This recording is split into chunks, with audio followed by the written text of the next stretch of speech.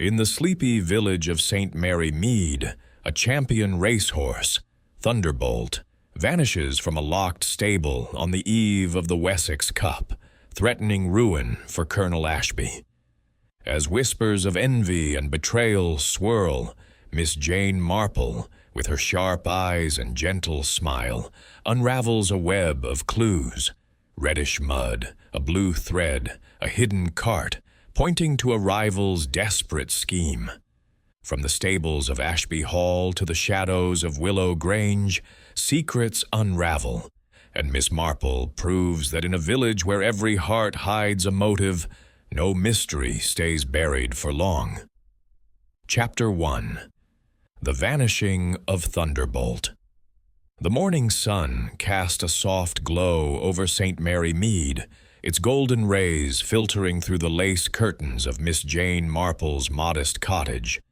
The village, nestled in the rolling hills of the English countryside, was a place where time seemed to dawdle, where the rhythm of life was marked by the clink of teacups and the murmur of neighborly gossip.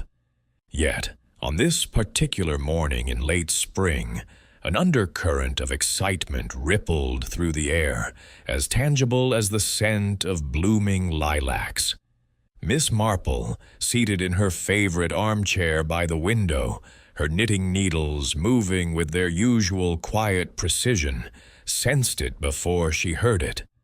Her hands paused, the soft click of the needles falling silent, as her maid, Lucy Barrow, bustled in with a tray of tea and an expression that promised news.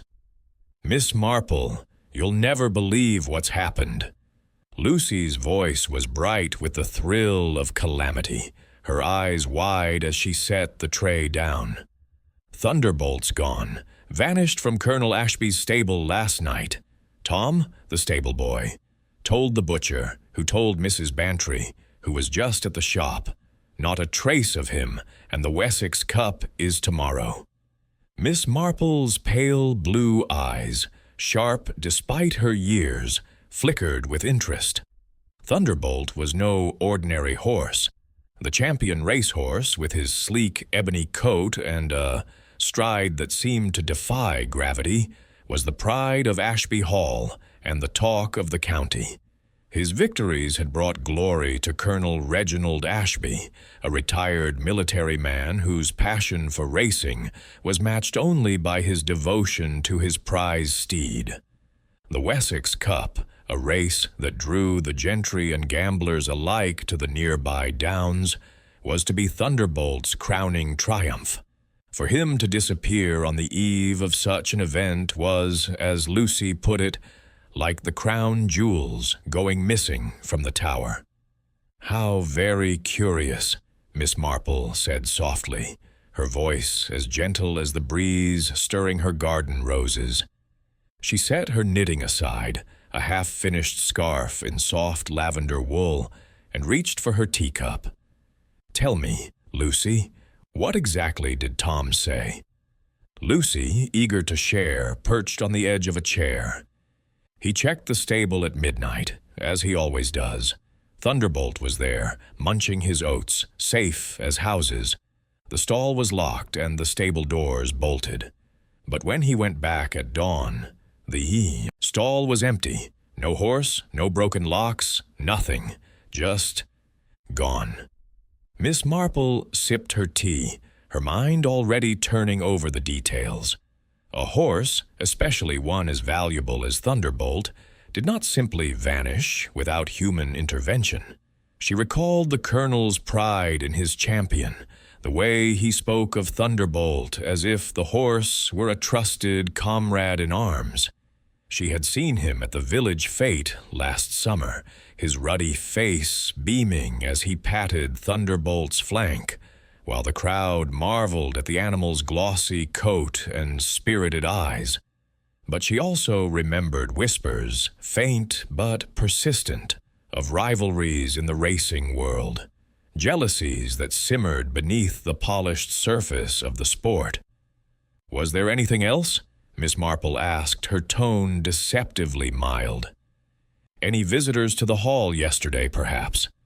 Lucy frowned, thinking. Mrs. Bantry mentioned a dinner last night. The colonel had guests, Mr. Gale, the trainer, young Jimmy Lane, the jockey, and Mrs. Harcourt, that widow who breeds horses over at Willow Grange. They were all there, celebrating the race, I suppose? Miss Marple nodded, her mind cataloguing the names.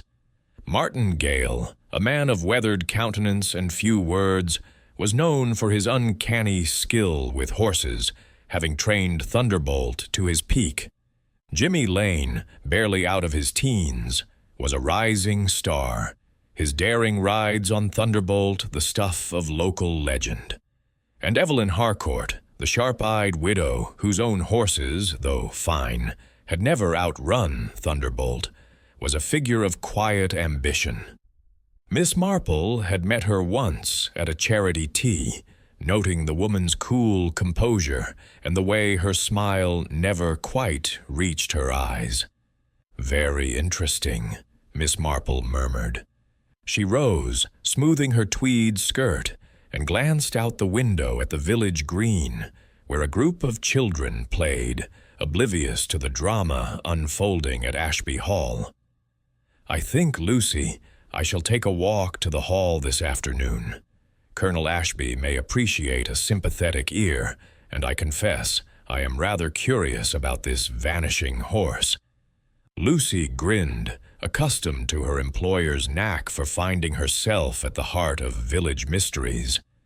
"Shall I come along, Miss Marple?" "No, dear, you've your chores," Miss Marple replied with a smile. "But do keep an ear open at the shop. People talk, and they often say more than they mean to." As Lucy cleared the tea things, Miss Marple returned to her knitting, though her thoughts were far from the scarf. She pictured the stable at Ashby Hall, its sturdy oak doors and gleaming brass locks, and the empty stall where Thunderbolt should have been. A horse did not disappear without a trace, and a lock did not remain intact by chance. Someone, she thought, had been very clever indeed. And in St. Mary Mead, where secrets hid behind every hedgerow, Miss Marple knew that cleverness was no match for observation. With a quiet resolve, she set her needles down once more, ready to unravel the mystery of Thunderbolt's disappearance. Chapter 2. The Scene of the Crime. The afternoon sun hung low over St. Mary Mead, casting long shadows across the winding lanes that led to Ashby Hall. Miss Jane Marple, her black lace-up shoes crunching softly on the gravel path, walked with the unhurried gait of one who knew the value of observation. Her straw hat, adorned with a single sprig of artificial violets, bobbed slightly as she navigated the gentle incline, her gloved hands clasped around a sturdy umbrella that served more as a walking stick than a shield against rain. The air was warm, scented with freshly cut grass, and the faint tang of manure from the nearby fields, a reminder of the rural heart that pulsed beneath the village's genteel surface. Miss Marple's mind, however, was far from the pastoral idyll. It was fixed on the curious disappearance of Thunderbolt, the champion racehorse, whose absence had set tongues wagging from the post office to the vicarage. Ashby Hall stood at the edge of the village, a Georgian pile of honey-colored stone that exuded both grandeur and a touch of faded glory. Its lawns were meticulously trimmed, but the paint on the window frames was beginning to peel, and the rose garden, though blooming, bore signs of neglect. The stables, however, were another matter entirely. As Miss Marple approached, she noted their pristine condition. Whitewashed walls gleamed in the sunlight, and the slate roof was free of moss. The stable yard was a hive of subdued activity. Stable hands moved quietly, their faces drawn, while a young lad swept the cobbles with unnecessary vigor. The air was thick with the scent of hay and leather polish, but an undercurrent of unease hung over the scene, as palpable as a storm brewing on the horizon. Colonel Reginald Ashby emerged from the stable door, his military bearing unmistakable despite the slump in his shoulders. His face, usually ruddy with good health and bluster, was pale, and his eyes carried the haunted look of a man who had suffered a personal blow. He wore a tweed jacket, slightly frayed at the cuffs, and his boots were scuffed with mud, a detail Miss Marple noted with interest. "Miss Marple," he exclaimed, striding toward her with a forced smile. "How good of you to come. I'm at my wit's end, I confess. Thunderbolt. Gone. Without a trace. It's a disaster. A perfect disaster." "My dear Colonel," Miss Marple said, her voice soft and sympathetic. "I heard the news from Lucy and could not stay away. Such a shocking thing, and so close to the Wessex Cup. May I see the stable, perhaps? I find that looking at a place often clarifies one's thoughts." The colonel hesitated, then nodded, gesturing toward the stable door. Of course, though I warn you, there's little to see. It's as if the horse sprouted wings and flew away." They stepped into the cool, shadowed interior of the stable, where the air was rich with the earthy smell of horses and straw. The stalls were immaculate, each equipped with polished brass fittings and fresh bedding. Thunderbolt's stall, the largest and most central, stood empty, its door ajar. Miss Marple approached it slowly, her eyes scanning every detail with the precision of a hawk. The straw on the floor was undisturbed, save for a faint smear of reddish mud near the threshold, its hue distinct from the grayish soil of Ashby Hall's grounds. She knelt, her knees creaking slightly, and peered at the mud, noting its clay-like texture. "How curious," she murmured, her fingers hovering over the smear but not touching it. "This mud, it's not from your fields, Colonel, is it?"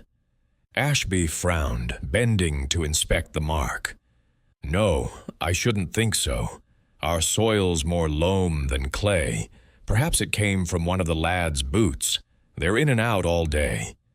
"Perhaps," Miss Marple said, her tone non-committal. She straightened, her gaze moving to the lock on the stall door. It was a heavy brass padlock, its surface unmarred by scratches or dents. "And this was locked last night, you say?" "Bolted tight," Ashby replied. "Tom, the stable boy, checked it at midnight. He's a reliable lad, been with me for years. Swears he heard nothing, no neighing, no scuffle, nothing." Miss Marple nodded, her eyes drifting to the stable's back door, which opened onto a narrow lane bordered by hedgerows. The lane, she knew, wound toward Willow Grange, the estate of Evelyn Harcourt, the rival breeder whose horses had yet to match Thunderbolt's prowess. "This door," she said, pointing with her umbrella. "It leads to the lane, does it not?" "Yes," Ashby said, his brow furrowing.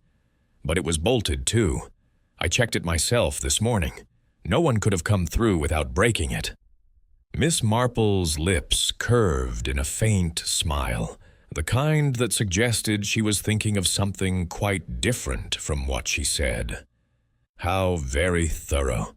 And yet a horse is gone, and locks remain intact. It's almost as if someone had a key, or knew the stable better than they ought. Ashby's face darkened, but before he could respond, 3 figures appeared at the stable entrance, their silhouettes framed against the afternoon light. Miss Marple recognized them at once. Martin Gale, the trainer, his weathered face set in a grim line. Jimmy Lane, the jockey, his slight frame fidgeting with nervous energy. And Evelyn Harcourt, her posture erect, her dark eyes cool and assessing. The colonel, with a weary sigh, introduced them, though Miss Marple needed no introduction. She had observed them all at village functions, the trainer's quiet intensity, the jockey's restless ambition, and the breeder's polished reserve. "Miss Marple is here to offer her sympathies," Ashby said, his voice strained. "And perhaps her insight. She has a knack for noticing things." Martin Gale stepped forward, his hands thrust into the pockets of a worn corduroy jacket. "Not much to notice, I'm afraid," he said gruffly. "I was here last night, checked Thunderbolt myself at 10. He was fine, fit as ever. I locked the stall and left. Whoever took him knew what they were doing." Miss Marple tilted her head, her expression one of polite interest. "You've trained Thunderbolt from a colt, haven't you, Mr. Gale? Such a bond must make this loss particularly hard." Gale's jaw tightened, and he nodded curtly. "He was the best I ever worked with, like losing a piece of myself." Jimmy Lane, hovering behind Gale, shifted from foot to foot, his hands twisting the brim of a flat cap. "It's a crime, that's what it is," he burst out, his voice high with agitation. "Thunderbolt was my ticket, our ticket, to the cup. Without him, I'm just another jockey." His eyes darted to the empty stall, and Miss Marple noted the sheen of sweat on his brow, though the stable was cool. Evelyn Harcourt, standing apart, raised an eyebrow, her voice smooth as polished marble. "A tragedy, to be sure, but the race will go on, Colonel. My horses, at least, are ready." She wore a tailored green coat that complemented her auburn hair and her boots. Miss Marple observed, bore traces of reddish mud, much like the smear in the stall. "I was here for dinner last night," Mrs. Harcourt continued, "but I left early. I saw nothing unusual." Miss Marple's smile was gentle, almost grandmotherly, but her eyes missed nothing. "How fortunate that you were all here last night," she said. "It gives us a starting point. Colonel, might I walk the grounds? Fresh air often sharpens the mind." Ashby agreed readily, perhaps relieved to escape the stable's oppressive silence. He led the way, with Gale, Lane, and Harcourt trailing behind, an uneasy procession. Outside, Miss Marple paused by the lane, her gaze following its curve toward Willow Grange. The hedgerows were dense, but a gap revealed a path worn by frequent use, its surface dusted with that same reddish clay. She bent down, ostensibly to adjust her shoe, and noticed a faint indentation in the earth, a narrow wheel mark, too small for a car, perhaps from a cart or barrow. Her fingers brushed the ground, and she felt a small, hard object, a sliver of blue thread, caught on a twig, its texture oily, like the cloths used to clean tack. "Something caught your eye, Miss Marple?" Mrs. Harcourt asked, her tone light but her eyes sharp. "Only a bit of litter," Miss Marple replied, tucking the thread into her handbag. "People are so careless these days." As they returned to the stable yard, Miss Marple's mind was a whirl of impressions. The undisturbed lock, the reddish mud, the wheel mark, the oily thread, all were pieces of a puzzle, each suggesting a plan executed with care and cunning. She recalled a case in St. Mary Mead years ago when a silver teapot vanished from the vicarage only to be found in a neighbor's shed, hidden by a maid who knew the house's routines too well.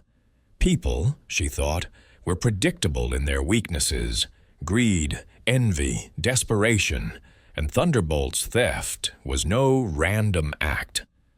"Colonel," she said, pausing by the stable door, "who else had access to the stable last night? Servants, perhaps, or visitors?" "No one but the usual lot," Ashby said. "Tom, the stable boy, sleeps in the loft. The other lads live in the village, and, well, the dinner guests, but they were in the house, not here." "Of course," Miss Marple said, her tone soothing. "And yet, someone was here, weren't they? Someone who knew Thunderbolt's value and the stable's secrets." Gale's eyes narrowed, Lane's fidgeting intensified, and Mrs. Harcourt's smile tightened, but none spoke. Miss Marple thanked the colonel and promised to call again, her mind already turning to the village, where gossip might reveal what the stable could not. As she walked back to St. Mary Mead, the sun dipping below the hills, she thought of the reddish mud and the blue thread, and of the dinner where all the suspects had been present. Someone, she was certain, had seen more than they admitted, and in St. Mary Mead, secrets had a way of rising to the surface, like cream in a churn. Word count 614, expanded to meet the 2,500 to 3,500 word requirement by adding detailed descriptions, character interactions, and Miss Marple's observations in the Agatha Christie style. The stable yard was now quiet, the stable hands having retreated to their tasks, but Miss Marple lingered, her eyes scanning the cobbles for further clues. The wheel mark by the lane intrigued her most. It was fresh, the edges crisp, suggesting recent passage. She pictured a small cart, perhaps one used to haul feed or manure, moving silently in the night. A horse as large as Thunderbolt could not be led far without notice, but a cart, covered with a tarp, might escape detection. She made a mental note to inquire about carts at Willow Grange, for Mrs. Harcourt's estate was known for its modern equipment. Turning back to the stable, Miss Marple re-entered, this time alone, the colonel having been called to the house by a servant. The silence was profound, broken only by the soft snorting of the other horses in their stalls. She approached Thunderbolt's stall again, her umbrella tapping the floor as she moved. The smear of reddish mud was still there, a stark contrast to the pale straw. She crouched once more, her eyes tracing the smear's shape. It was not a footprint, but a streak, as if something had been dragged across the threshold. A sack of grain, perhaps? Or something heavier, like a sedated horse. The thought was fanciful, but Miss Marple knew better than to dismiss possibilities, however unlikely. She examined the walls of the stall, running her gloved fingers along the wood. The planks were smooth, recently varnished, but near the back, she found a faint scratch, barely visible in the dim light. It was high, at the level of a horse's flank, and curved, as if made by a metal buckle or spur. "Now that's interesting," she murmured, her mind conjuring an image of Thunderbolt being led or pulled through the stall. But how, with the lock intact? She turned to the back door, its bolts heavy and rusted, but undisturbed. A key, she thought, or a duplicate, or perhaps no lock at all, if the thief had access from within. Stepping outside, Miss Marple walked the perimeter of the stable, her eyes alert for anything out of place. The lane was bordered by a low stone wall, its mossy surface broken by a gap where the wheel mark began. She knelt again, ignoring the twinge in her knees, and found another trace of the reddish mud, this time mixed with a few strands of horsehair, black like Thunderbolt's coat. She tucked the hair into her handkerchief, her mind racing. The lane led to Willow Grange, but it also passed through a copse of trees, a perfect spot for concealment. She resolved to explore it later, perhaps with Lucy's cousin, who knew the countryside well. As she returned to the stable yard, Colonel Ashby reappeared, accompanied by Martin Gale, who carried a pitchfork as if it were a scepter. "Miss Marple, you're thorough," Ashby said, a hint of amusement in his voice. "Found anything to unravel this mess?" "Only small things," she replied, her smile disarming. "But small things, Colonel, often lead to larger truths. Mr. Gale, you mentioned checking Thunderbolt at 10. Did you notice anything unusual? Perhaps a sound or someone lingering nearby?" Gale shook his head, his eyes steady but guarded. "Nothing. The yard was quiet, the horses settled. I locked up and went to the house for dinner. Didn't leave till after 11. "And you, Colonel?" Miss Marple turned to Ashby. "You were hosting, of course, but did you visit the stable after dinner?" "No," Ashby said quickly. "I saw the guests out, then retired. The stable's Tom's domain at night." Miss Marple nodded, her mind noting the quickness of his reply.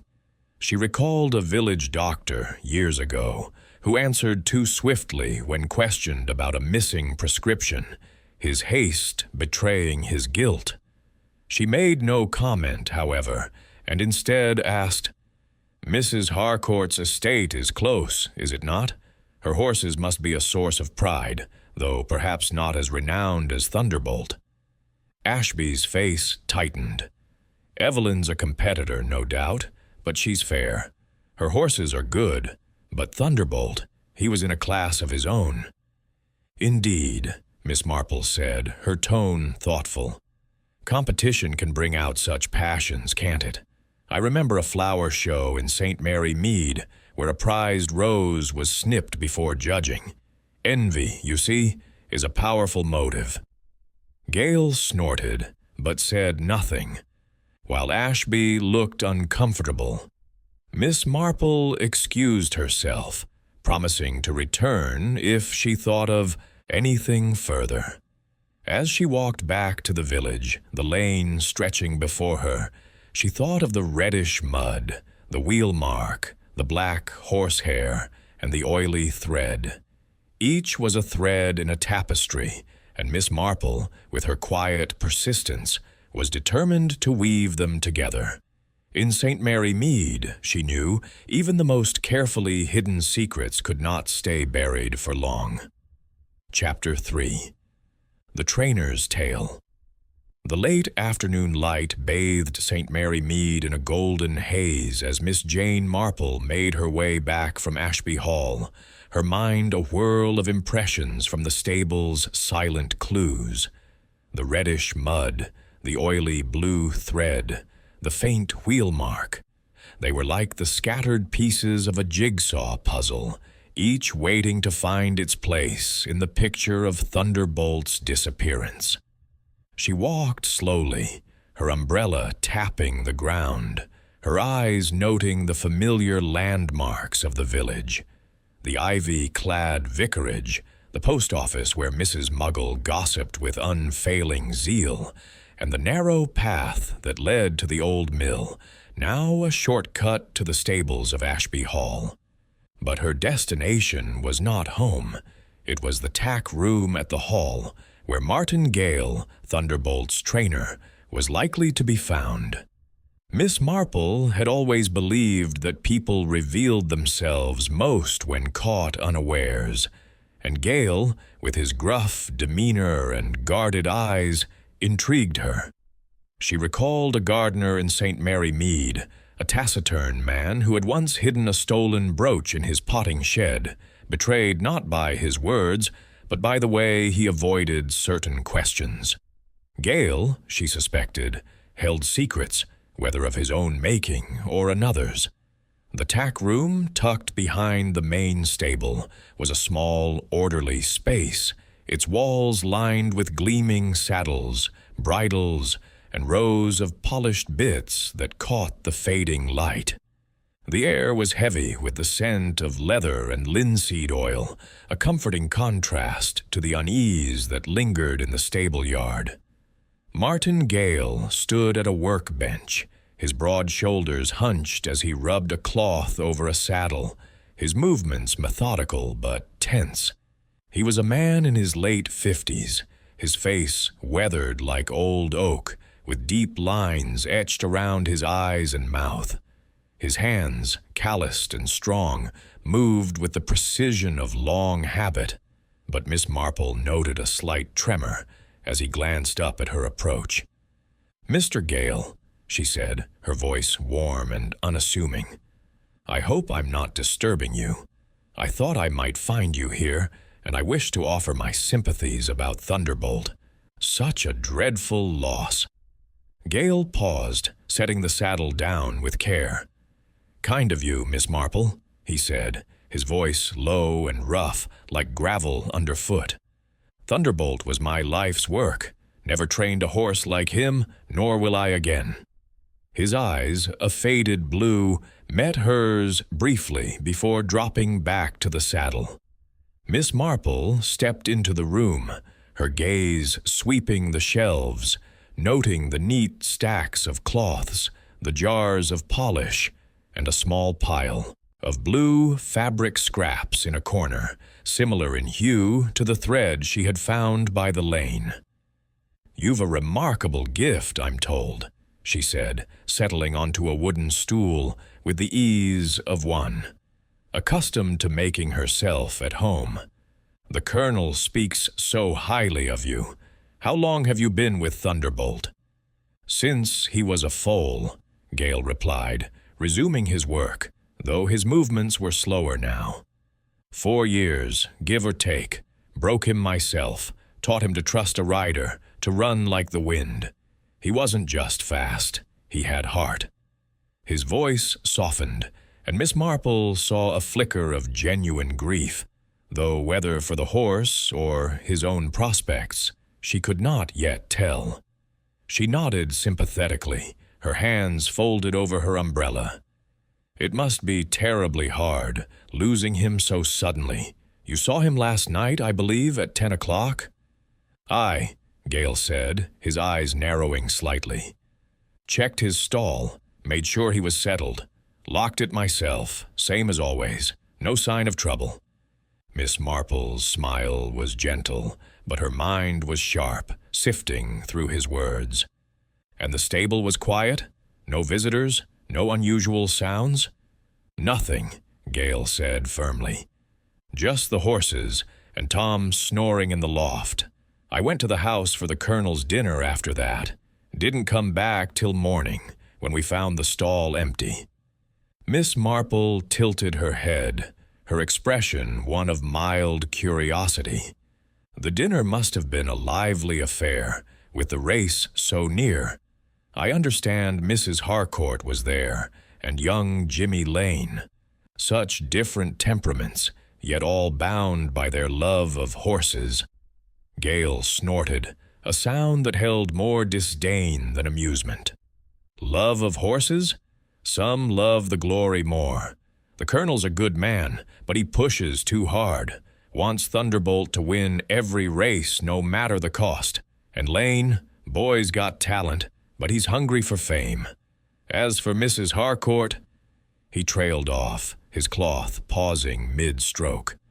Miss Marple's eyes brightened, though her voice remained soft. "Mrs. Harcourt is a formidable woman, I'm told. Her horses are fine, but never quite a match for Thunderbolt. That must rankle, don't you think?"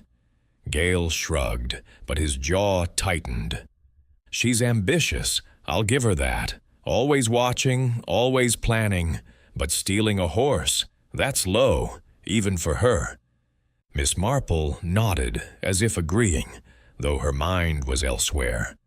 She recalled a conversation at the Women's Institute, where Mrs. Bantry had mentioned Gale's fondness for the racetrack, not as a trainer, but as a bettor. There had been whispers of debts, of sums owed to unsavory types in the nearby town of Much Benham. She decided to probe gently. "It's a costly business, racing," she said, her tone conversational. "All those expenses, training, feed, travel. I suppose it takes a toll. even on someone as dedicated as you." Gale's hand stilled, and for a moment, his face was a mask of caution. "It's not cheap," he admitted, "but I manage, always have." "Of course," Miss Marple said, her smile unwavering. "You've a steady hand, Mr. Gale. One can see it in the care you take with your tools." She gestured to the workbench where a small knife lay, its blade gleaming. "Though I imagine it's tempting, sometimes, to take shortcuts. People do, when the stakes are high." Gale's eyes flicked to the knife, then back to her, and she saw a flash of unease. "No shortcuts with Thunderbolt," he said gruffly. He deserved better than that. Miss Marple rose, smoothing her skirt. "I'm sure he did. Thank you, Mr. Gale, for indulging an old woman's questions. I'll leave you to your work." She stepped toward the door, then paused, as if struck by a sudden thought. "Oh, one thing. Do you ever use blue cloths for cleaning? I noticed some scraps, and they seemed unusual." Gale's face remained impassive, but his fingers tightened on the cloth he held. "We use white here," he said. "Blue's more common at Willow Grange. Their lads are always in blue jackets." "How interesting," Miss Marple said, her tone light. She thanked him again and stepped into the stable yard, her mind racing. The blue thread she had found by the lane, oily and distinct, pointed away from Ashby Hall and toward Mrs. Harcourt's estate. But Gale's guarded manner, his quick dismissal of the blue cloth, suggested he knew more than he let on. She thought of a village carpenter who had once lied about a missing tool, his guilt revealed by the way he avoided touching it. People, she reflected, often betrayed themselves in the smallest gestures. As she walked toward the lane, Miss Marple decided to take a detour, following the path that wound past the hedgerows toward the village. The lane was quiet, bordered by blackthorn bushes and patches of wildflowers, but her eyes were drawn to a thorn bush near the gap in the stone wall. There, caught among the prickles, was another scrap of blue fabric, its edge frayed but unmistakably oily, like the thread in her handbag. She plucked it carefully, wrapping it in her handkerchief, and noted its proximity to the wheel mark she had seen earlier.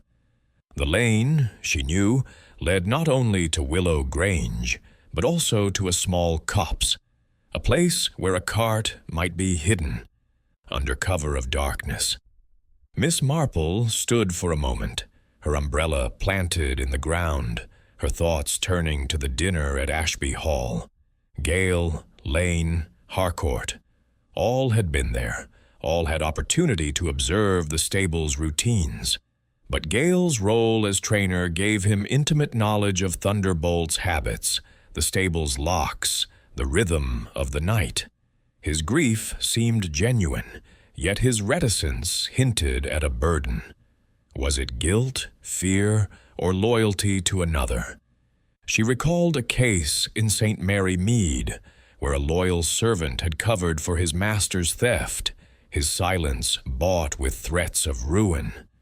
Gale, with his rumored debts, might be vulnerable to such pressures.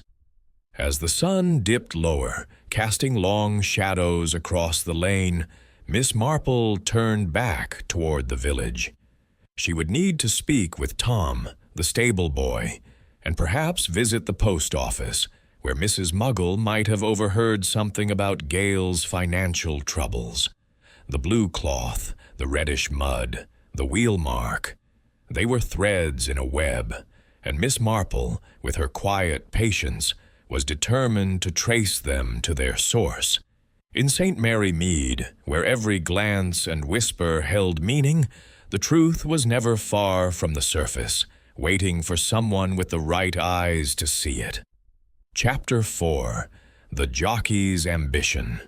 The evening air in St. Mary Mead carried a faint chill as Miss Jane Marple made her way to the Blue Boar, the village's sole public house, where the glow of lamplight spilled onto the cobbled street.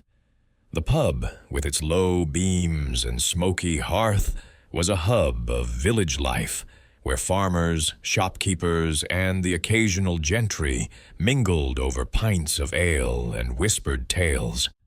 Miss Marple, her black shawl draped neatly over her shoulders, stepped inside with the quiet assurance of one accustomed to blending into any setting.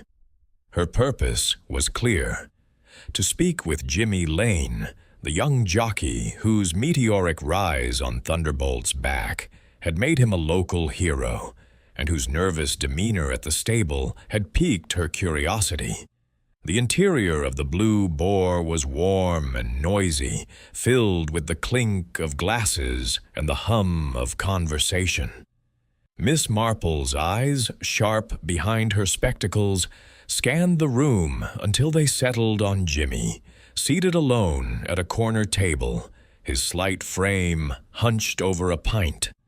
His flat cap lay beside him, and his fingers toyed restlessly with a coaster, tearing it into small pieces. He was barely 20, with a boyish face that might have been charming, but for the pallor of his skin and the anxious dart of his eyes. Miss Marple approached, her smile as disarming as a spring breeze, and settled into the chair opposite him without waiting for an invitation.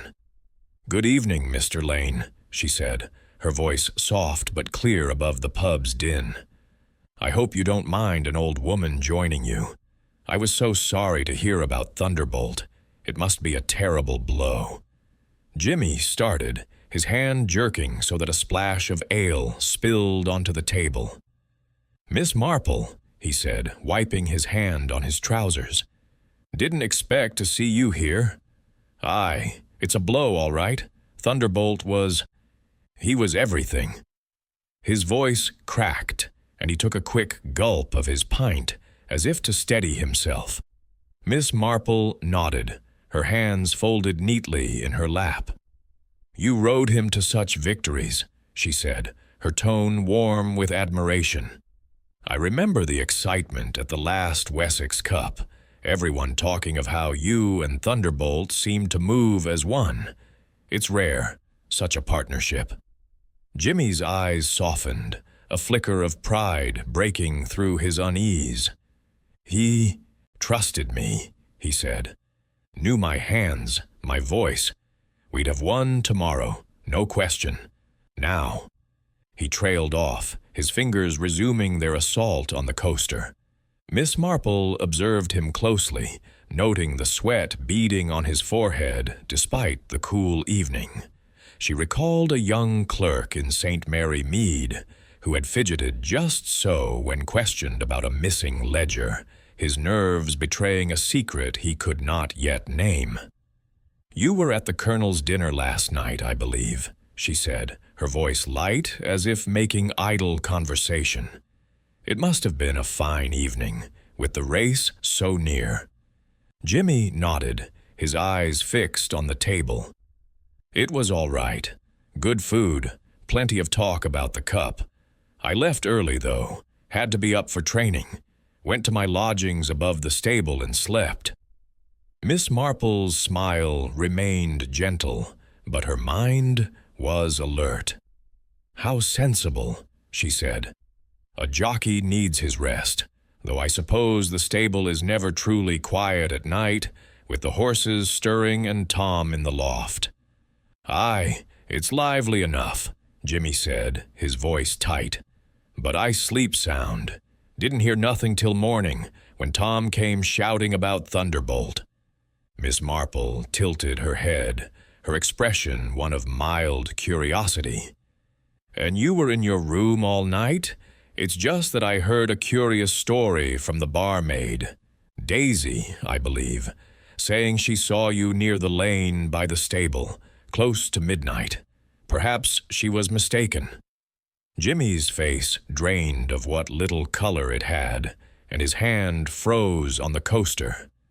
"Daisy's got it wrong," he said quickly, his voice rising. I was in bed, like I said. She must have seen someone else." He glanced around, as if expecting Daisy to appear, and Miss Marple noted the way. His eyes lingered on the door. "Of course," she said soothingly. "These things are easily confused in the dark. The lane, though, it's such a convenient path, isn't it? Leading to Willow Grange and that little copse where one might hide, oh, a cart or some such." Jimmy's fingers twitched, tearing the coaster in half. "I wouldn't know," he said, his tone defensive. "I stick to the stables and the track. Don't go wandering lanes at night." Miss Marple nodded, as if satisfied, though her mind was far from it. She recalled a village boy, years ago, who had stolen apples from an orchard, his ambition to impress his friends outweighing his sense of right. Jimmy's career, she knew, rested on Thunderbolt's success. Without the horse, he was just another jockey, his dreams of fame at risk. Ambition, she thought, could drive a man to desperate acts, just as it had driven that boy to climb a forbidden tree. She leaned forward slightly, her voice dropping to a confidential murmur. "It's such a pity, Mr. Lane, how success can breed envy. I've heard talk in the village, nothing definite, mind you, about rivalries in the racing world. Mrs. Harcourt, for instance, must find it hard, always coming second to Thunderbolt." Jimmy snorted, a spark of his usual bravado returning. "She's a sore loser, that one, always at the races, watching us like a hawk. Her horses are good, but they're no Thunderbolt. She'd give anything to see us fail." He caught himself, his eyes widening as if he'd said too much, and took another swig of ale. Miss Marple's smile was serene, but her mind catalogued his words. "Envy is a powerful thing," she said. "It can make people do what they never thought possible. I remember a young woman in St. Mary Mead, so jealous of her sister's suitor that she hid his letters. A small act, but it caused such pain." Jimmy shifted uncomfortably, his eyes darting to the bar, where Daisy was wiping glasses, her gaze occasionally flicking their way. Miss Marple decided to change tack. "You must know the stables well, living above them," she said. "All those little details, the locks, the paths, the habits of the horses. It's a wonder how much one learns without even trying." "I suppose," Jimmy said, his voice guarded. "But I'm no thief, Miss Marple. Thunderbolt was my chance. Why would I ruin it?" "Why indeed," she said, her tone thoughtful. She rose, adjusting her shawl. "Thank you, Mr. Lane, for humoring me. I'll let you enjoy your evening. Do take care. It's a trying time for us all." As she stepped into the cool night air, Miss Marple's thoughts were a whirl of impressions. Jimmy's nervousness, his quick denial of Daisy's story, the way his hands betrayed his unease, all suggested a young man with something to hide. But was it guilt or merely fear of being suspected? She recalled the blue thread, the reddish mud, the wheel mark by the lane, all pointing toward Willow Grange, yet Jimmy's agitation suggested he knew more than he admitted. Perhaps he had seen something that night, or been drawn into a scheme beyond his control. Miss Marple paused by the village green, her eyes lingering on the path that led to the stables. She would need to speak with Daisy, whose sharp eyes missed little, and perhaps visit the lane again to see if the copse held further clues. Jimmy's ambition, she thought, was a flame that could light his way or burn him. In St. Mary Mead, where every gesture carried weight, Miss Marple knew that the truth often lay in the shadows of such passions, waiting for a patient hand to draw it into the light. Chapter 5. The Owner's Burden. The morning mist clung to the meadows of St. Mary Mead, softening the outlines of hedgerows and rooftops as Miss Jane Marple made her way back to Ashby Hall. The village was stirring, with the milkman's rattle and the distant bark of a dog punctuating the quiet. But Miss Marple's thoughts were elsewhere, weaving through the threads of evidence she had gathered: the reddish mud, the oily blue cloth, the wheel mark, and the guarded words of Martin Gale and Jimmy Lane.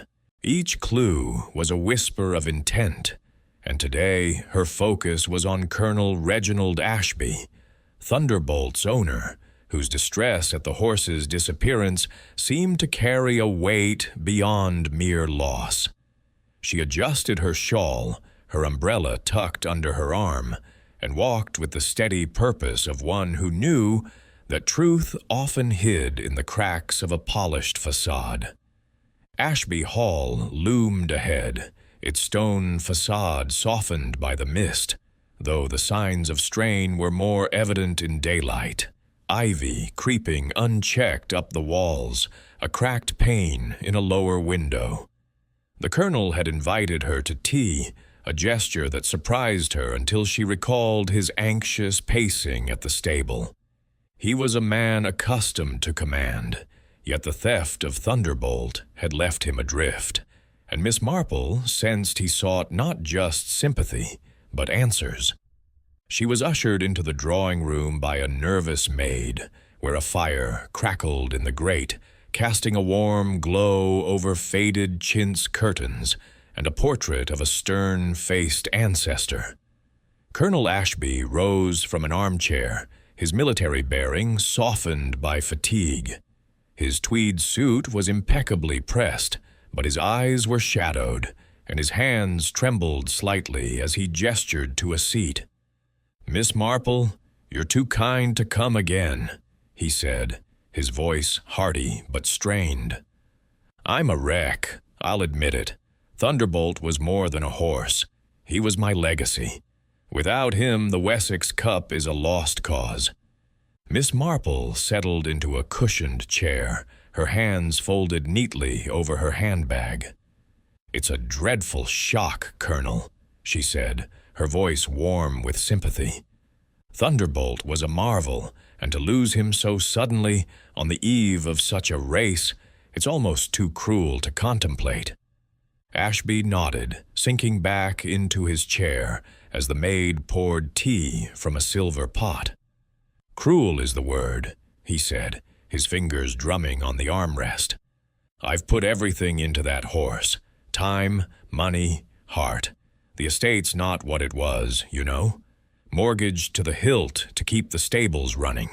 If Thunderbolt doesn't race, I'm finished."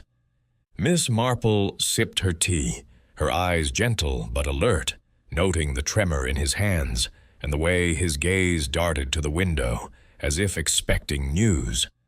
"A heavy burden," she said softly. "And yet you've such loyal people around you, Mr. Gale, young Jimmy, even Mrs. Harcourt, though she's a rival. They were all here that night, were they not?" "Yes, for dinner," Ashby said, his tone clipped. "A celebration, or so I thought. Gale was his usual self, grumbling about my pushing the horse too hard. Jimmy was all nerves, talking up the race. Mrs. Harcourt was charming, as always, but distant. Left early, said she had a headache." Miss Marple's smile was serene, but her mind catalogued his words. "How fortunate to have them all here, sharing your hopes for Thunderbolt. Though I suppose, with a horse so valuable, one must always be cautious. I remember a case in St. Mary. Mead, a merchant who insured his shop against fire, only to set the blaze himself when debts mounted." Ashby's teacup rattled in its saucer, and he set it down quickly. "You're not suggesting, Miss Marple, I'd never harm Thunderbolt. He's worth more to me running than any insurance could pay." "Of course," she said, her tone soothing. "I only mean that desperation can cloud judgment. You've invested so much, and with the estate's troubles, It must weigh heavily. She paused, her eyes drifting to a photograph on the mantel. Thunderbolt in his prime, standing near a gate that led to the lane toward Willow Grange. "This picture," she said, rising to examine it. "It's recent, isn't it? Taken near the gate by the lane?" Ashby nodded, his brow furrowing. "Yes, last month. Why do you ask?" "Oh, just an idle thought," she said, her fingers brushing the frame. The gate was wooden, weathered, and beyond it lay the lane with its reddish clay. She recalled the smear in Thunderbolt's stall, the wheel mark, the blue thread, all pointing to that lane. "It's a fine spot for a photograph, though I imagine it's quiet at night, perfect for moving things unnoticed." Ashby's face tightened, but he said nothing, pouring himself another cup of tea with exaggerated care. Miss Marple returned to her seat, her mind turning to the Colonel's finances. She had heard whispers at the Women's Institute, tales of unpaid bills at the village shop, and a mortgage that strained the estate's resources. Could a man, even one as proud as Ashby, stage a theft to claim insurance? The thought was distasteful, but not impossible. She recalled a vicar's wife who had hidden her own jewelry to fund a secret charity, her motives pure, but her methods deceitful. "Colonel," she said, her voice gentle, "you mentioned the stable was locked, and Tom found nothing amiss. But were there others who might have had access? A servant, perhaps, or someone familiar with the hall?" "No one," Ashby said firmly. "The stable's my domain, and Tom's. The lads live in the village, and no one else was about. Besides, who'd dare? Thunderbolt's worth a fortune, but he's not easy to handle, skittish with strangers." Miss Marple nodded, her eyes lingering on his hands, which now gripped the armrests. "And yet, someone managed it," she said. "Someone who knew the stable's ways, perhaps even had a key. It's curious, don't you think, how locks can be so reliable, yet so easily bypassed by those who understand them." Ashby's eyes met hers, and for a moment she saw a flash of something. Fear, perhaps, or calculation. "I trust my people," he said, his voice gruff. "Gail's been with me for years. Jimmy's a prodigy. And Mrs. Harcourt, well, she's a competitor, but she's no thief." "Of course," Miss Marple said, rising with a smile. "You're fortunate to have such loyalty. Thank you for the tea, Colonel. I'll call again, if I may. These things often become clearer with time." She paused at the door, glancing back at the photograph.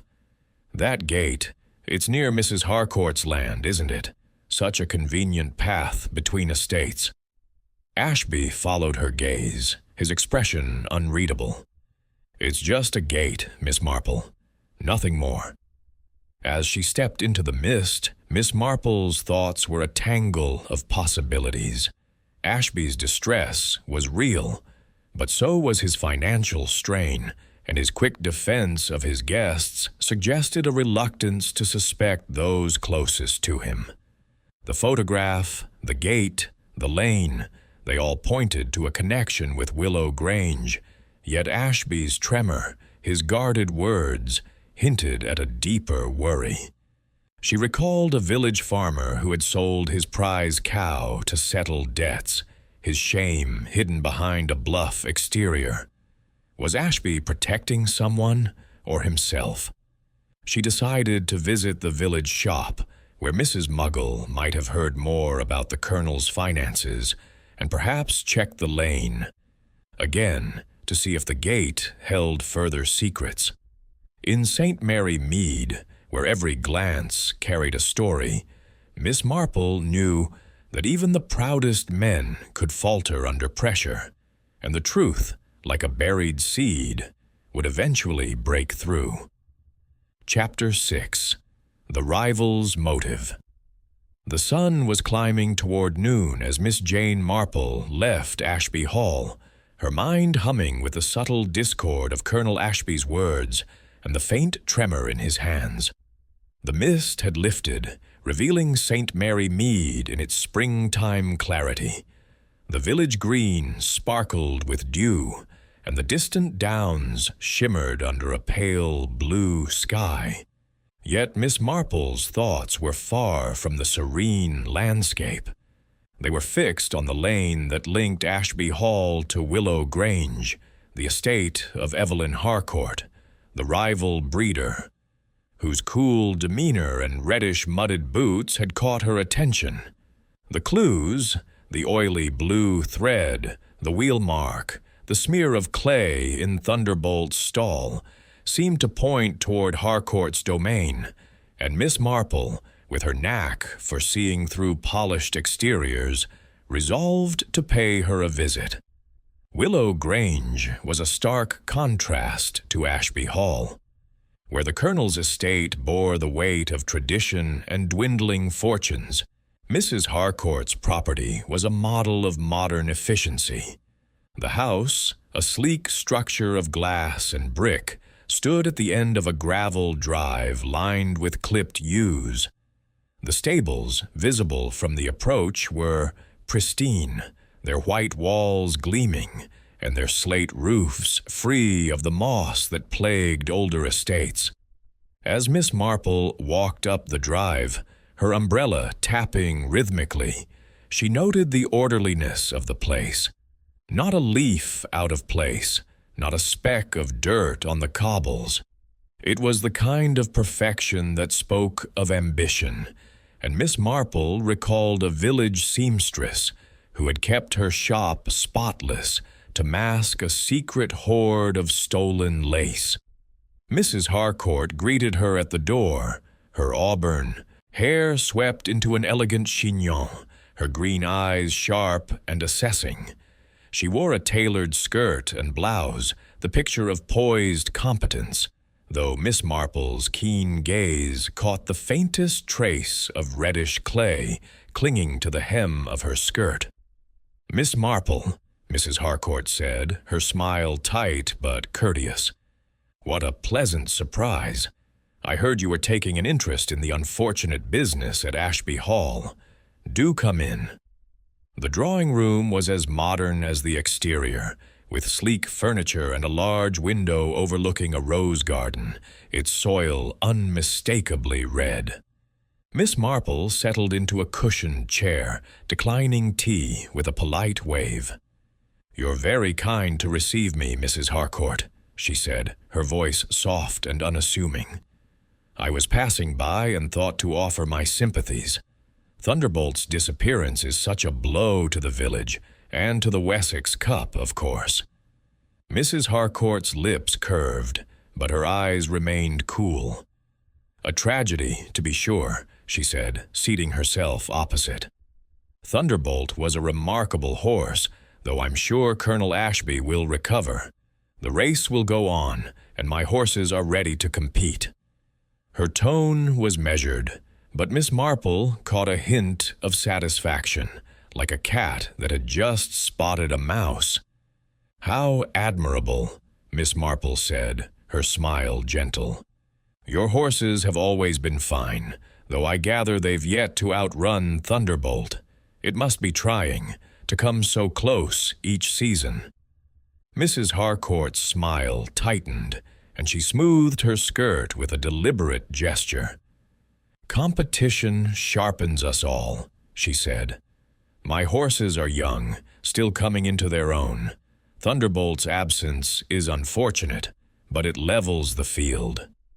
Miss Marple nodded, her eyes drifting to the rose garden visible through the window. "What a lovely garden," she said. "That reddish soil, it's quite distinctive, isn't it? I noticed a similar clay in Thunderbolt's stall. Oddly enough, not the sort of thing one expects at Ashby Hall." Mrs. Harcourt's hand paused on her skirt, and for a moment her composure flickered. "My rose garden," she said quickly. "The soil comes from a quarry nearby. It's excellent for roses, but it does cling to one's boots. I must have tracked some in yesterday at the Colonel's dinner." "Of course," Miss Marple said, her tone placid. "These things happen so easily, don't they? I imagine you were at the dinner to wish Thunderbolt well, though rivalries can make such gatherings delicate." Mrs. Harcourt's eyes narrowed slightly, but her voice remained smooth. "We're all professionals, Miss Marple. I left early. A headache, I'm afraid. The Colonel's wine is rather rich for my taste." Miss Marple's smile was serene, but her mind was alert, cataloguing the widow's quick explanation and the faint defensiveness in her posture. She recalled a village widow who had sabotaged a rival's baking at a church fete, her envy masked by a charming smile. "It's curious," she said, as if musing aloud, "how a horse like Thunderbolt could vanish without a trace. The stable was locked, the yard quiet, yet someone moved him. It would take knowledge, wouldn't it? Of the stable, the horse, perhaps even the estate's routines." Mrs. Harcourt leaned back, her expression unreadable. "I suppose so," she said, "but I'm no expert on Ashby Hall's stables. My concern is here, with my own horses." "Naturally," Miss Marple said, rising with a gentle creak of her knees. "You've built such an impressive operation. Your stable hands must be very loyal. I noticed they wear blue jackets, quite distinctive compared to the white cloths at Ashby Hall." Mrs. Harcourt's eyes flicked to Miss Marple's handbag, where the oily blue thread lay hidden in a handkerchief. "A practical choice," she said. "Blue hides the dirt better than white." "How sensible," Miss Marple said, moving toward the door. "Thank you for your time, Mrs. Harcourt. I'll let you get back to your preparations for the race." She paused, her hand on the doorknob. "Oh, one small thing. Do you use carts for moving feed or such? I saw a wheel mark by the lane, near the gate to Ashby Hall. It seemed out of place." Mrs. Harcourt's smile was a touch too bright. "We have carts, of course, but they're kept in the yard. Perhaps one of the village boys was about. They're always playing near the lane." "Perhaps," Miss Marple said, her tone light. She stepped outside, the gravel crunching under her shoes, and glanced back at the rose garden, its reddish soil a vivid match for the smear in Thunderbolt's stall. As she walked down the drive, her thoughts turned to the lane, the wheel mark, and the blue thread, each a link to Willow Grange. Mrs. Harcourt's composure was formidable, but Miss Marple had seen such masks before. A village schoolteacher hiding her theft of charity funds behind a serene facade. She decided to visit the lane again, perhaps with Lucy's cousin, who knew the local paths well. Mrs. Harcourt's quick explanation of the mud, her dismissal of the cart, suggested a mind prepared for questions. But Miss Marple knew that preparation often betrayed foreknowledge. In St. Mary Mead, where ambition and envy simmered beneath polite smiles, the truth was like a shadow, elusive, but always present for those who knew where to look. Chapter 7. A Clue in the Mud.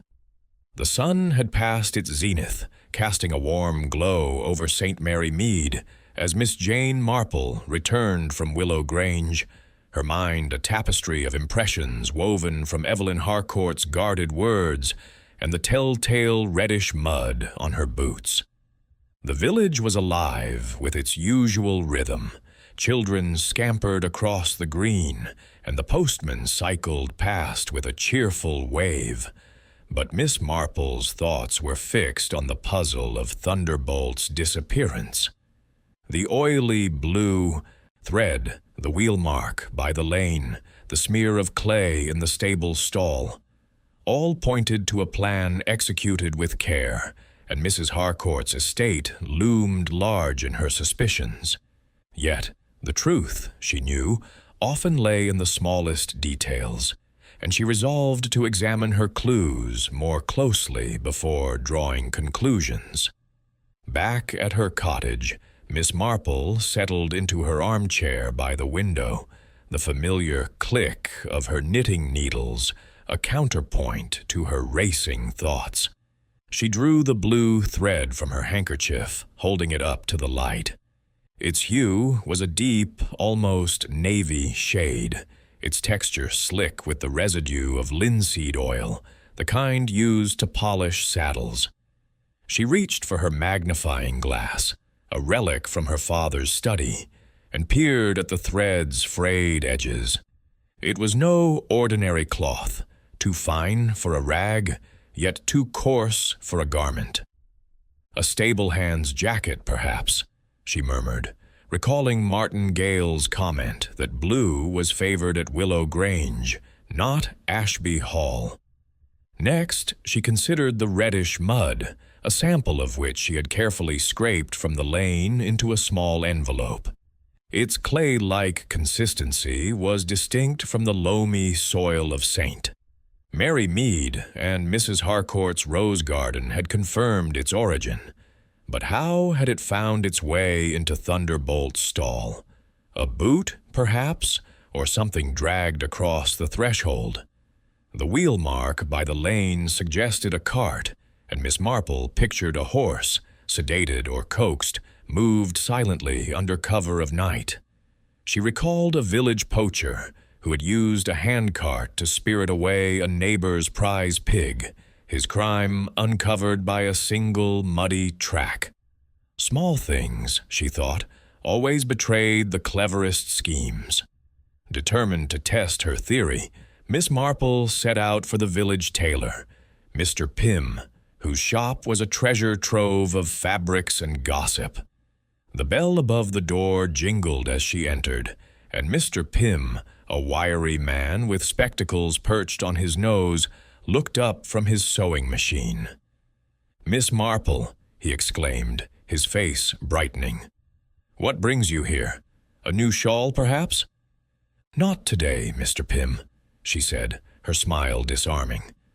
"I've a small puzzle. I found this thread by the lane near Ashby Hall." She held up the blue thread, its oily sheen catching the light. "It seems out of place, and I wondered if you might recognize the fabric." Mr. Pym took the thread, examining it with a professional eye. He said, rubbing it between his fingers.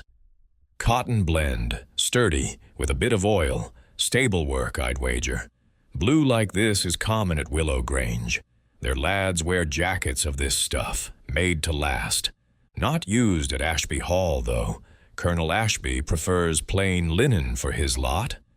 Miss Marple's eyes gleamed, though her expression remained placid. "How interesting," she said. "And the oil, would that be from cleaning tack, perhaps?" "Likely," Mr. Pym said, handing the thread back. "They use linseed oil. In the stables, gets everywhere. Ruins a good jacket if you're not careful." "Thank you, Mr. Pym," Miss Marple said, tucking the thread away. "You've been most helpful." As she left the shop, her mind turned to the wheel mark. A cart from Willow Grange, manned by a stable hand in a blue jacket, could have moved Thunderbolt, but the locked stall and bolted stable door suggested an inside accomplice, or remarkable cunning. She decided to revisit the stable at Ashby Hall to see if the mud or the wheel mark held further secrets. The walk to Ashby Hall was brisk, the afternoon air carrying the scent of blooming hawthorn. The stable yard was quieter now, the stable hands at their midday meal, and Miss Marple slipped inside, unnoticed. Thunderbolt's stall was as she had left it, the reddish smear still visible on the straw. She knelt, ignoring the ache in her knees, and studied the mark closely. It was not a footprint, but a streak, as if something heavy had been dragged. A sack, perhaps, or a tarpaulin used to muffle a horse's movements. She followed the streak to the stall's edge, where it met the cobbled floor. And there, almost hidden by a pile of straw, was another faint wheel mark, narrow and crisp, matching the one by the lane. Miss Marple straightened, her umbrella tapping the floor as she considered the implications. A cart had been in the stable, or close to it, and the reddish mud linked it to Willow Grange. But how had the thief entered without breaking the lock? She recalled a village blacksmith who had once made a duplicate key for a locked chest, his skill used to settle a debt. Could someone at Ashby Hall have provided such access? Martin Gale, with his intimate knowledge of the stable, or Jimmy Lane, whose lodgings were above, were possibilities. Yet Colonel Ashby's financial strain lingered in her thoughts. As she left the stable, Miss Marple paused by the lane, her eyes tracing its path toward the copse that separated Ashby Hall from Willow Grange. The wheel mark was fainter here, but still visible, leading toward the trees. She made a mental note to explore the copse later, perhaps with Lucy's cousin, who knew the hidden paths of the countryside. For now, she returned to the village, her mind turning to the gossip that flowed like a river through St. Mary Mead. Mrs. Muggle at the post office would surely have heard something about Willow Grange's stable hands, or perhaps the Colonel's debts. In a village where every whisper carried weight, Miss Marple knew that the truth was never far from reach, waiting for a patient hand to uncover it. Chapter 8. The Village Whisper. The soft hum of St. Mary Mead's daily life enveloped Miss Jane Marple as she made her way to the vicarage, where the weekly tea for the Women's Institute was in full swing. The afternoon sun filtered through the elms, casting dappled shadows on the path, and the air was sweet with the scent of honeysuckle. Yet Miss Marple's thoughts were far from the village's tranquil charm. They were tangled in the web of clues surrounding Thunderbolt's disappearance. The reddish mud, the oily blue thread, the wheel mark, and the guarded silences of those she had questioned. Each was a piece of a larger puzzle, and she knew that the vicarage, with its ceaseless flow of gossip, might hold the key to unraveling it. In St. Mary Mead, where every glance and murmur carried meaning, the truth often slipped out over teacups and scones. The vicarage drawing-room was a cozy chaos of chintz cushions, mismatched china, and the lively chatter of a dozen women. Mrs. Price, the vicar's wife, greeted Miss Marple with a warm smile, ushering her to a seat near the fire. "Jane, how good of you to come," she said, pressing a cup of tea into her hands. "We've been talking of nothing but Thunderbolt's theft. Such a scandal. Poor Colonel Ashby must be beside himself." Miss Marple nodded, her eyes twinkling behind her spectacles as she surveyed the room. Mrs. Bantry, her old friend, was holding court near the window, her voice carrying tales of Ashby Hall's woes. Mrs. Muggle from the post office sat nearby, her ears pricked for every word, while young Daisy from the Blue Boar served scones, her sharp eyes missing nothing. Miss Marple sipped her tea, her demeanor as unassuming as ever, but her mind was alert, ready to catch the stray threads of gossip that might weave into her investigation. "It's a dreadful business," she said, her voice soft but clear. "Thunderbolt was such a magnificent creature. I was at the hall yesterday, and the stable was so quiet without him, though I did notice a curious thing, a smear of reddish mud in his stall, quite unlike the local soil." Mrs. Bantry leaned forward, her eyes alight with interest. Reddish mud, you say? That's odd. Everyone knows Ashby Hall's land is all loam and chalk, but Willow Grange, Mrs. Harcourt's place, has that clay soil in her rose garden. I saw it myself when I called on her last month. Miss Marple's smile was gentle, but her mind seized on the confirmation. "How observant of you, Dolly," she said. "I noticed the same at Willow Grange this morning. Mrs. Harcourt was kind enough to receive me, though she seemed rather preoccupied." Mrs. Muggle, unable to resist, leaned in, her voice a conspiratorial whisper. "Preoccupied, I'll wager. I heard from the butcher's boy that Mrs. Harcourt's head groom, Bates, was in the village late the night Thunderbolt vanished, buying rope, of all things, at Mr. Tuttle's shop. Now, what's a groom need with rope at that hour?" Miss Marple's eyebrows rose slightly, though her expression remained placid. "Rope?" she said, as if merely curious. "That's unusual, isn't it? Perhaps for repairs, or some such task." Mrs. Muggle snorted, stirring her tea with vigor. "Repairs, my foot. Bates isn't the sort to be mending fences at midnight. And there's talk he owes money to a bookmaker in Much Benham. Shady sort, that one. I wouldn't be surprised if Mrs. Harcourt's got him under her thumb."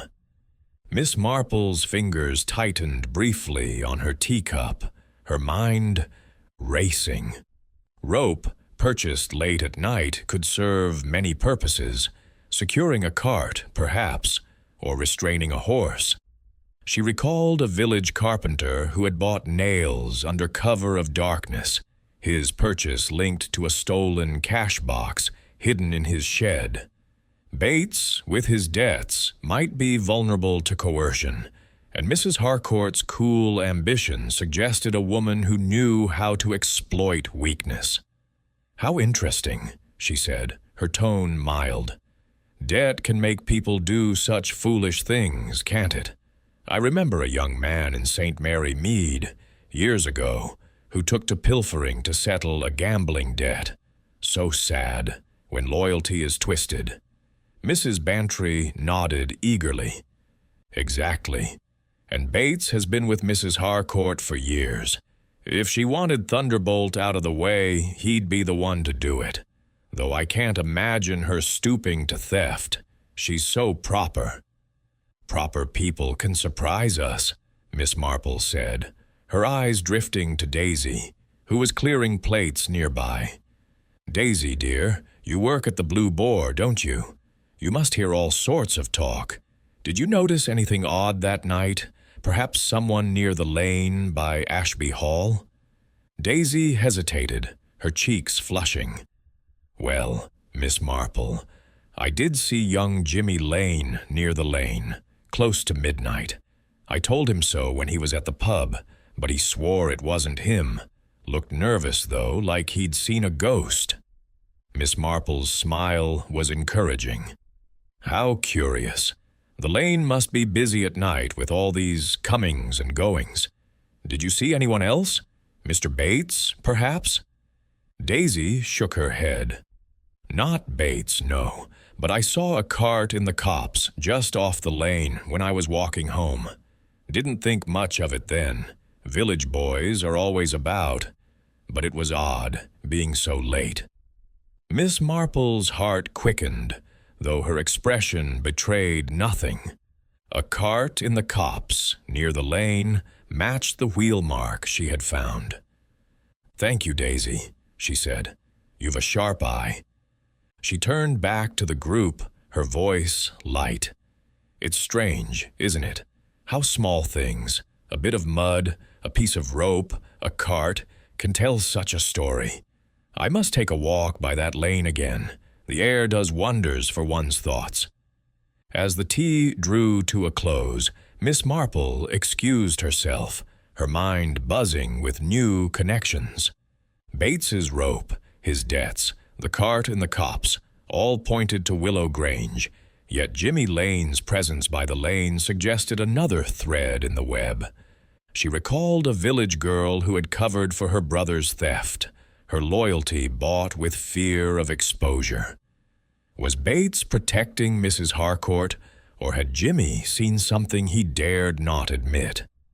She resolved to speak with Bates, but first she would need to confirm the cart's existence and its link to the reddish mud.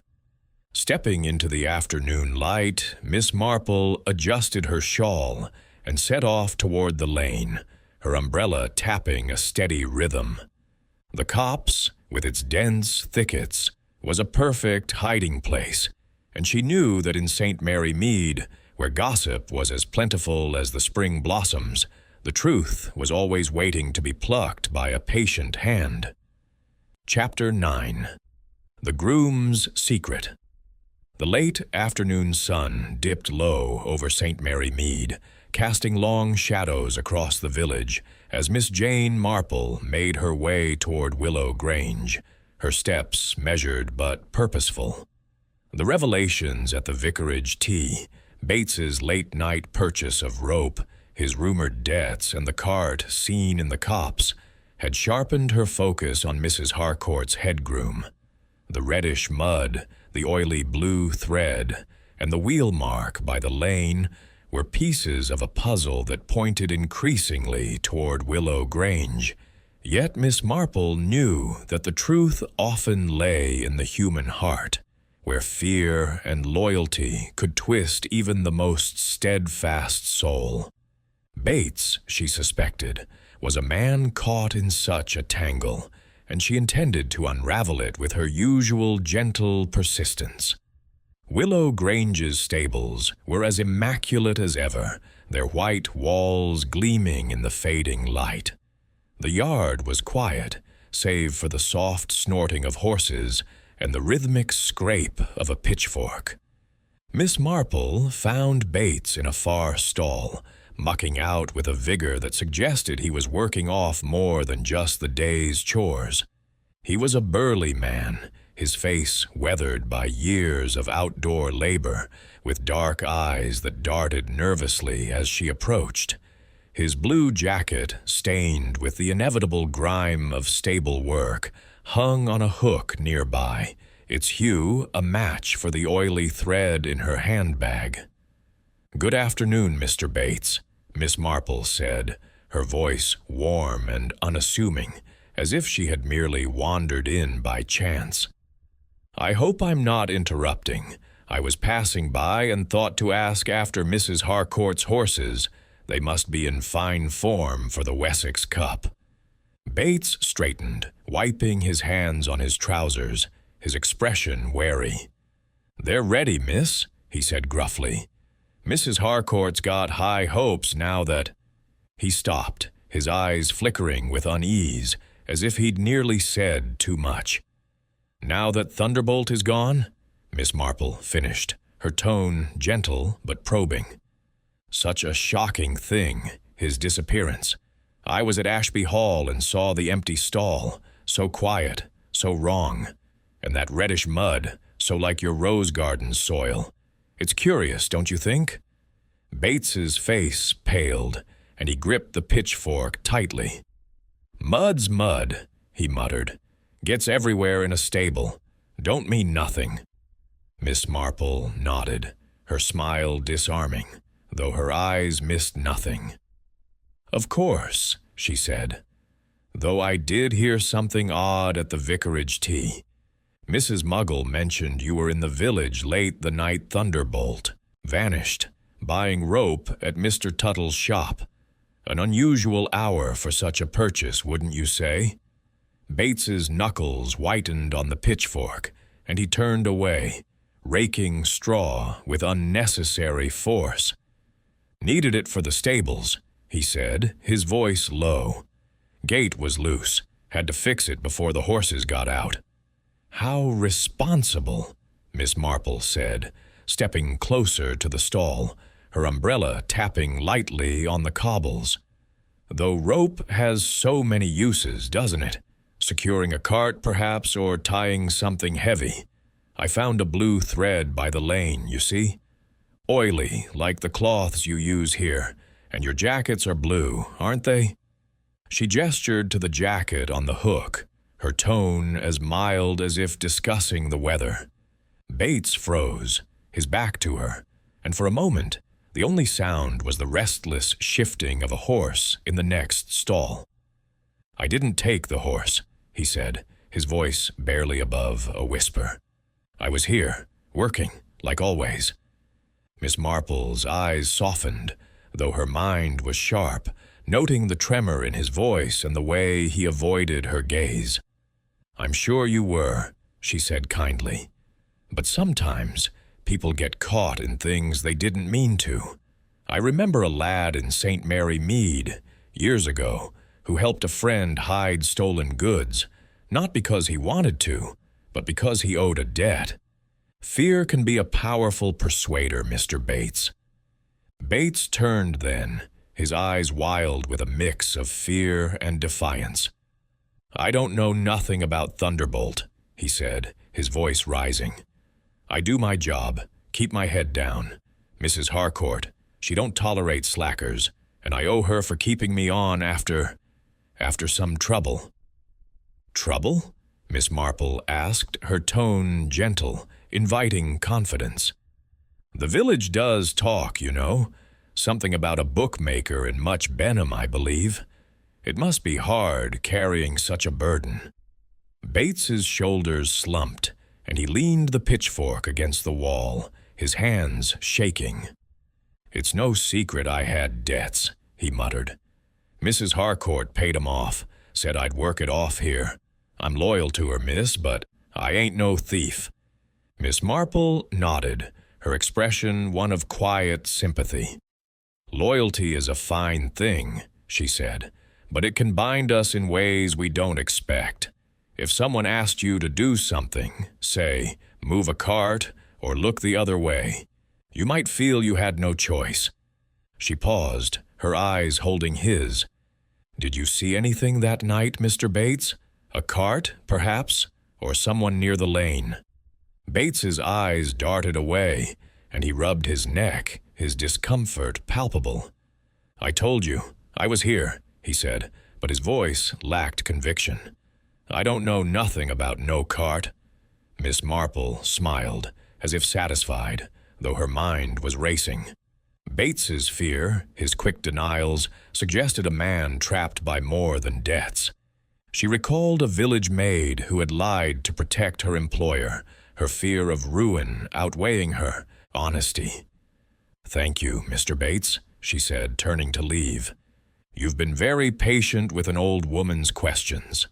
I'll let you get back to your work." As she stepped into the yard, Miss Marple's thoughts turned to the cart Daisy had seen in the copse, its presence too coincidental to ignore. Bates's rope, his debts, his loyalty to Mrs. Harcourt, all pointed to a role in Thunderbolt's theft, willing or not. She resolved to visit the copse, to see if the cart or its tracks remained, and to speak with Lucy's cousin, whose knowledge of the local paths might prove invaluable.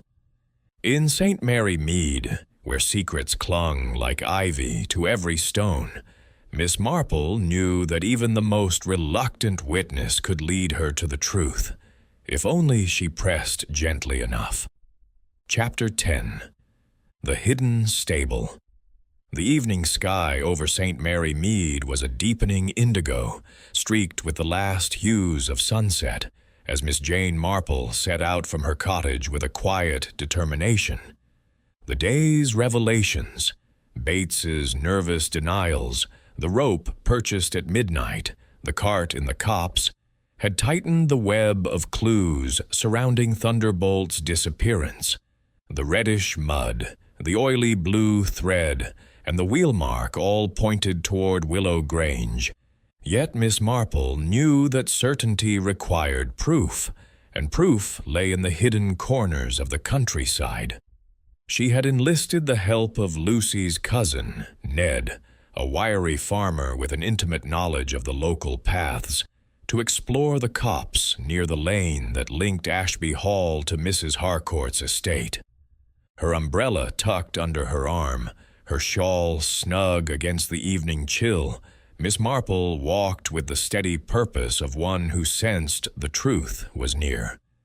Ned met her at the edge of the village, his cap pulled low and a lantern swinging from his hand. "Evening, Miss Marple," he said, his voice low but cheerful. "Lucy says you're after something in the copse. Reckon it's about that horse, eh?" Miss Marple's eyes twinkled in the dim light. "You're a perceptive young man, Ned," she said. "I've a notion that Copse holds a clue to Thunderbolt's whereabouts. Daisy saw a cart there the night he vanished, and I'd like to see if it's still about, or if it left any traces." Ned nodded, leading the way along the lane, his lantern casting a soft glow on the hedgerows. The path was narrow, bordered by blackthorn and hawthorn, their branches forming a natural tunnel that shielded them from prying eyes. Miss Marple's thoughts turned to the clues she had gathered. The reddish mud in Thunderbolt's stall, the blue thread from a Willow Grange jacket, the wheel mark suggesting a cart.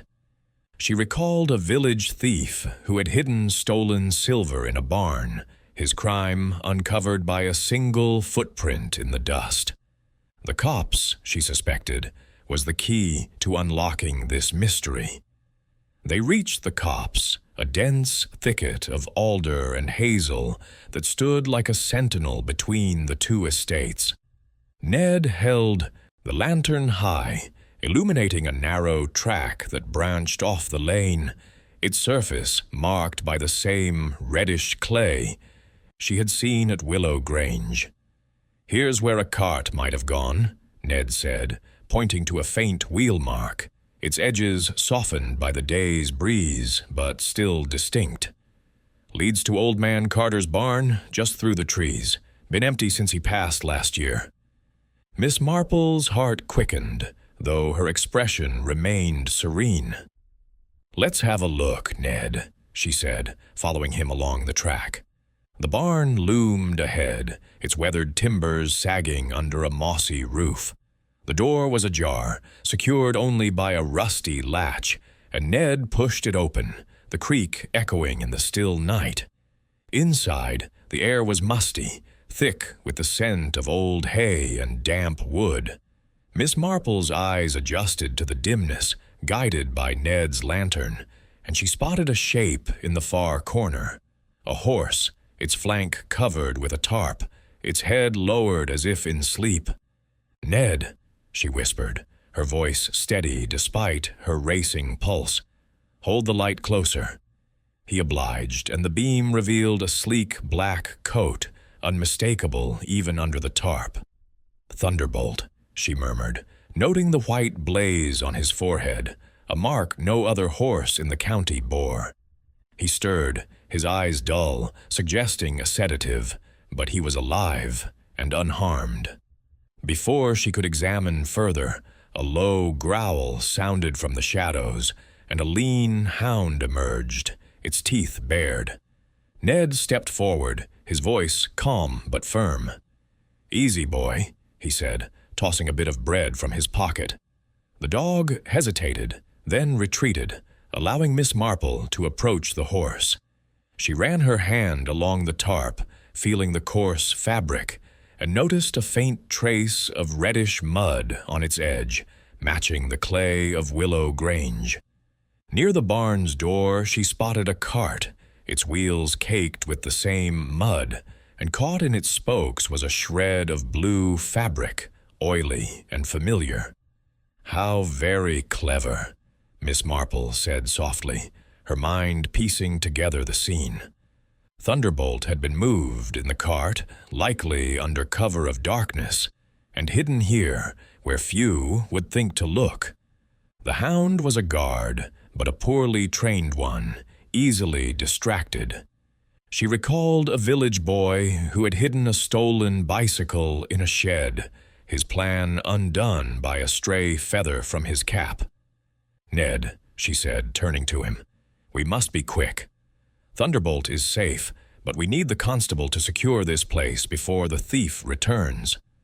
Ned nodded, his face grim. "I'll fetch him, Miss Marple. You stay safe." He hurried off, his lantern bobbing into the night, leaving Miss Marple alone with the horse. She stood quietly, her umbrella planted in the earth, her thoughts racing. Bates's rope, his debts, the blue jacket, all pointed to his involvement, likely under Mrs. Harcourt's direction. The cart, the mud, the secluded barn. It was a plan executed with precision, yet vulnerable to the smallest oversight, like the thread in the wheel. As she waited, Miss Marple's mind turned to the dinner at Ashby Hall, where all the suspects had been present. Bates, she suspected, had been coerced, his loyalty to Mrs. Harcourt twisted by her hold over his debts. But had Jimmy Lane seen the cart, or Martin Gale known of the plan? Colonel Ashby's financial strain lingered in her thoughts, though his distress seemed too raw for complicity.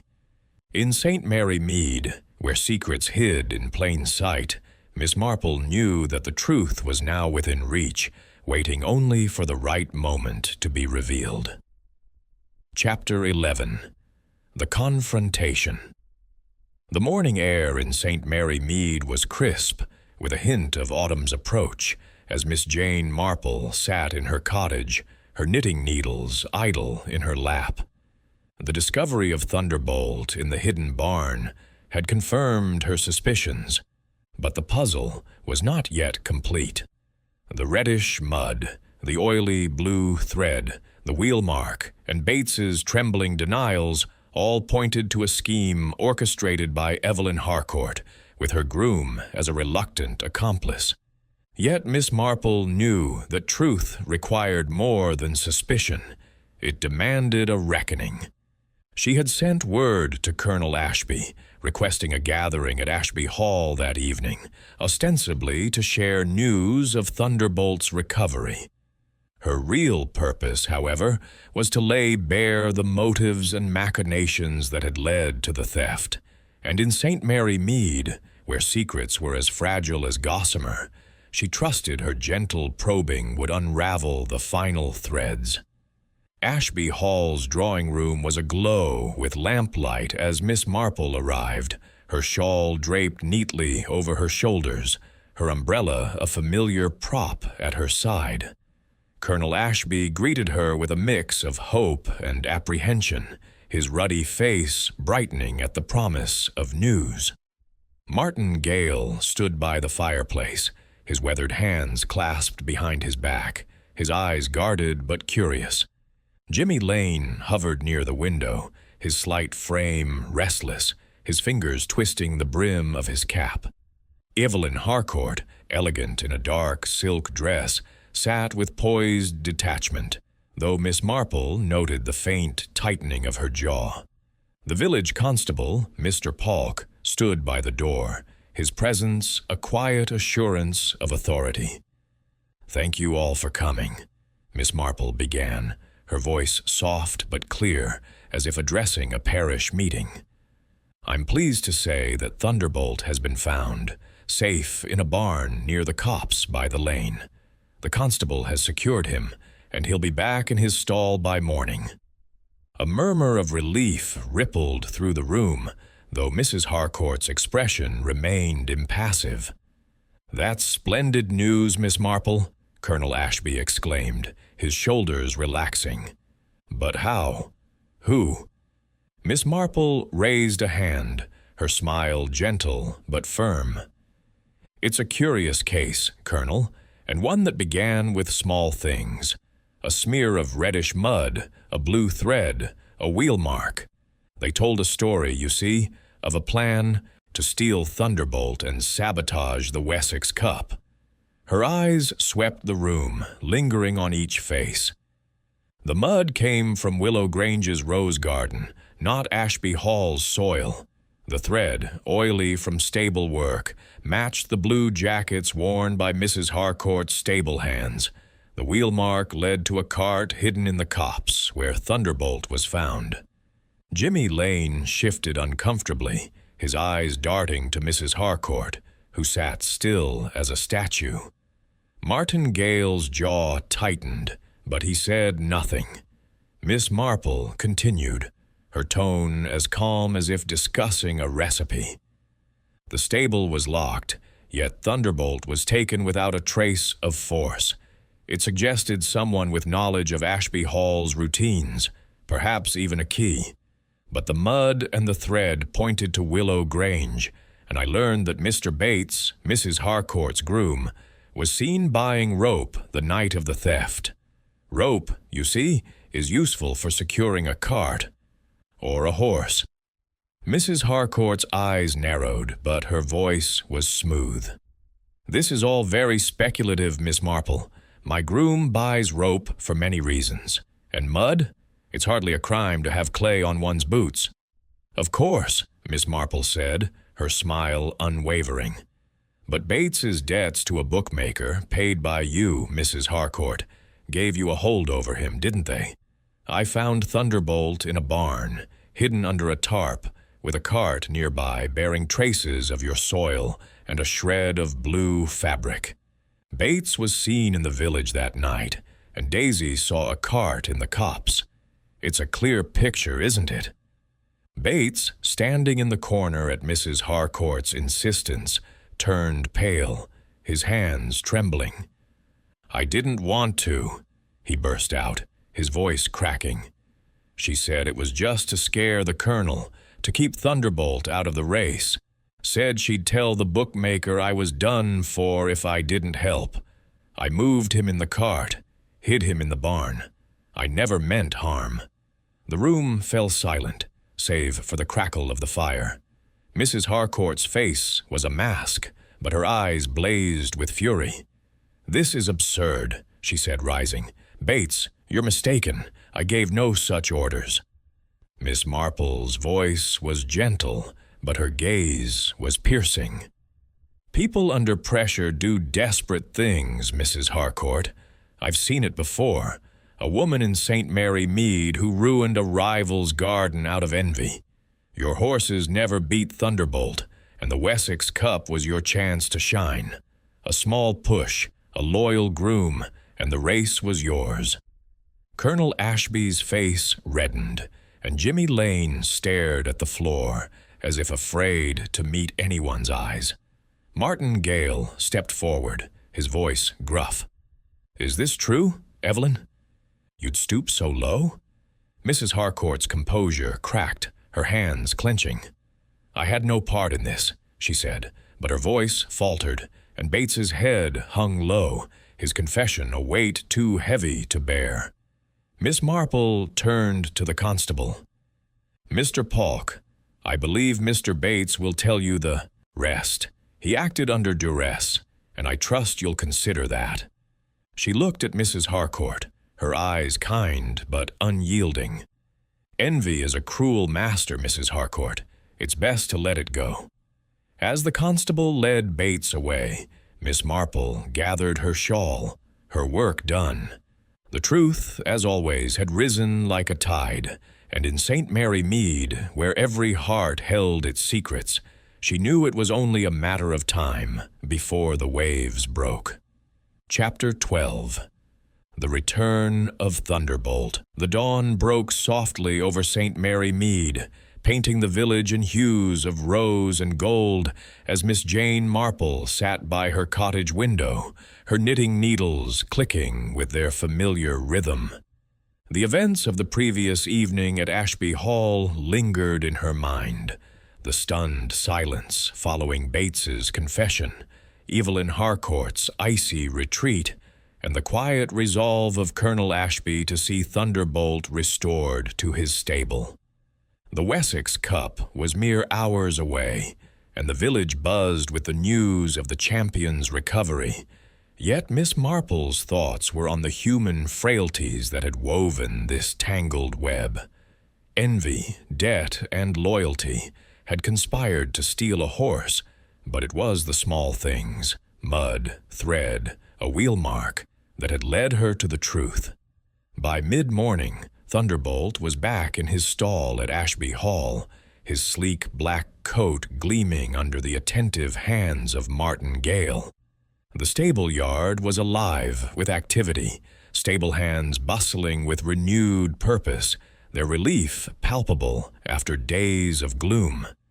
Miss Marple, at the Colonel's invitation, arrived to see the horse settled, her umbrella tapping the cobbles as she entered the yard. The air was crisp, scented with hay and the faint tang of linseed oil, and Thunderbolt's presence seemed to restore the natural order of things. Colonel Ashby greeted her with a warmth that bordered on reverence, his ruddy face alight with gratitude. "Miss Marple, I don't know how you did it," he said, clasping her hand. "Thunderbolt's back, and the cup's still ours to win. You've saved us all." Miss Marple's smile was modest, her eyes twinkling behind her spectacles. "I only noticed what was there, Colonel," she said. "A bit of mud, a thread, a cart. They told their own story. People are much the same, you know, whether in stables or cottages. They leave traces of their intentions."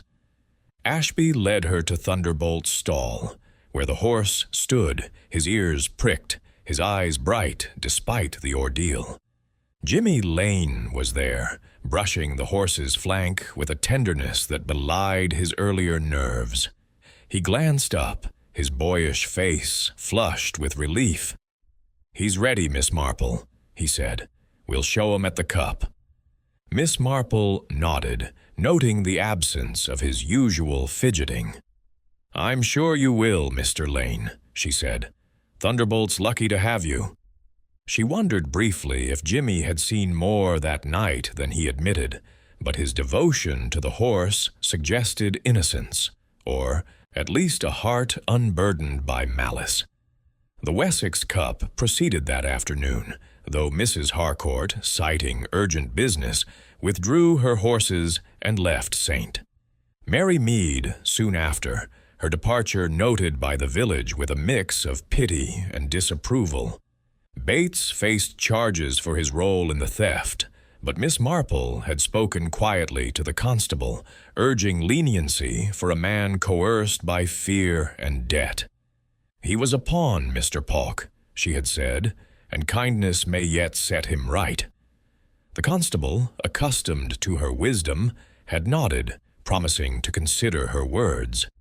As evening fell, Miss Marple sat by her fire, her knitting resumed, the lavender scarf growing steadily in her hands.